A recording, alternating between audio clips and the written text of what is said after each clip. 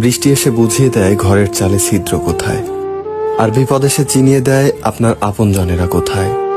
আমি আর কিছু শিখি কিংবা না শিখি, তবে একটা জিনিস ভালোভাবে শিখেছি, চাইলেই কারো আপন হওয়া যায় না।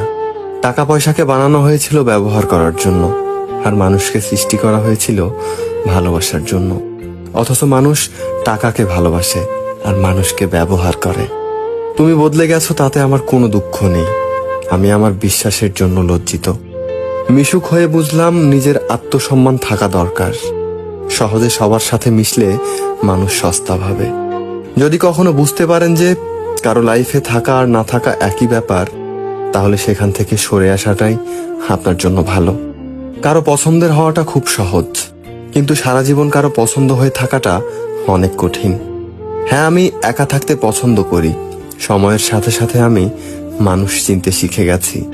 একসময় যাদেরকে নিজের কাছের মনে করতাম, তারাই বুঝিয়ে দিয়েছে যে কাছের বলতে কেউ হয় না, কাছের মানুষগুলোই বেশি আঘাত করে। তাই এখন আর কারোর সাথে বেশি মেলামেশা করার ইচ্ছে করে না। যতটুকু প্রয়োজন ওই শুধু ততটুকুই। সবাই বলে সময় দিলে সম্পর্ক বাঁচে। আমি সময় দিয়েছিলাম, মন দিয়েছিলাম, নিজেকে দিয়েছিলাম। শেষে ফাঁকা হাতেই ফিরেছি, কারণ মানুষ সুবিধা চায়, সময় না।